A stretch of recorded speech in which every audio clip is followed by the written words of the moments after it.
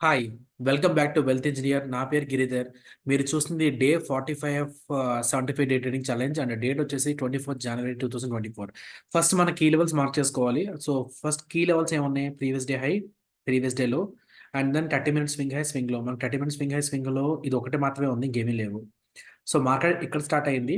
And ఈ particular level అయితే ఈ పర్టికులర్ స్వింగ్ దగ్గర లిక్విడిటీ షిఫ్ట్ చేసి అండ్ ఇంబ్యాలెన్స్‌తో మూవ్ వచ్చింది కాబట్టి ఈ ఎంటైర్ క్యాండిల్ మనం ఆర్డర్ బ్లాక్ కింద మార్చేసుకుంటాం. దాన్నే నేను ఐఎఫ్‌సి అని చెప్పి పిలుస్తాను. ఐఎఫ్‌సి అంటే institutional funding candle. Right? So, market ఎప్పుడైతే ఆ ఏరియాలోకి రీచ్ అయిందో అప్పుడు ఆటోమేటిక్‌గా రివర్స్ మీన్స్ ఆర్డర్ బ్లాక్ ఉంటుంది కాబట్టి రివర్స్ అయ్యే అవకాశాలు ఎక్కువగా ఉంటాయి.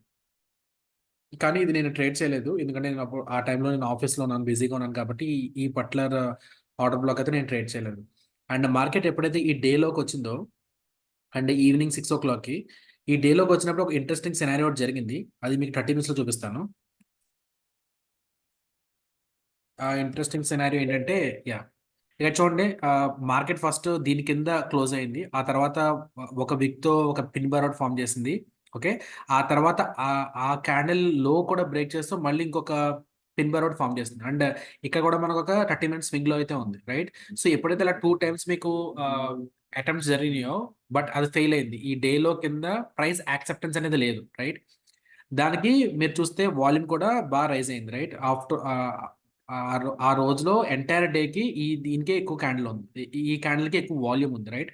So, that shows that there is a presence of smart money at that location. అంటే ఆ ఏరియాలో స్మార్ట్ మనీ వాళ్ళు ఉన్నారని చెప్పి ah, this is like a proof. అంటే ఒకటి లిక్విడిటీ స్విప్ జరిగింది. ఇంకొకటి వాల్యూమ్ ఔట్ వచ్చింది. రైట్? సో, ఈ ఏరియాలో మనం ఎంట్రీ తీసుకోవచ్చు. ఈ క్యాండిల్ క్లోజింగ్‌లో ఎంట్రీ తీసుకోవచ్చు. దీని కింద స్టాప్ లాస్ పెట్టుకోవచ్చు. యెస్, స్టాప్ లాస్ అనేది కొంచెం ఎక్కువగా ఉంది ఈ పర్టిక్యులర్ క్యాండిల్‌లో. ఎందుకంటే 2 టైమ్స్ జరిగింది కాబట్టి. But it has given very good move until day high. Okay.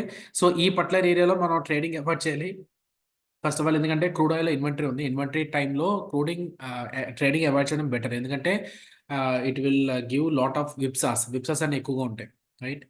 ఆ తర్వాత మార్కెట్ అనేది ఇక్కడికి రైజ్ అయింది. అండ్ ఈ పర్టిక్యులర్ లెవెల్స్ దగ్గర మనకి 2 స్ట్రాంగ్ క్యాండిల్స్‌తో ఆహ్, ఆహ్, బుల్ ట్రాప్ అయితే జరిగింది.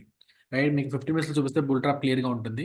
ఈ పర్టిక్యులర్ లెవెల్ దగ్గర ఆల్మోస్ట్ బేరిష్ ఎంగల్ఫింగ్ జరిగింది. ఆల్మోస్ట్ 90% బేరిష్ ఎంగల్ఫింగ్ జరిగింది. It is a sell trade ఇది. అండ్ ఇక్కడ ఎంట్రీ తీసుకోవచ్చు. దీనిపైన స్టాప్ లాస్ పెట్టుకోవచ్చు. This has given a good move. Okay. So, టోటల్‌గా ట్రేడ్స్ అయితే ఐఎఫ్‌సి ఒకటొచ్చింది. And then second attempt failure ఒకటి జరిగింది 2. అండ్ దెన్ ఇక్కడ బుల్ ట్రాప్ అయితే వచ్చింది. 3 వచ్చినాయి.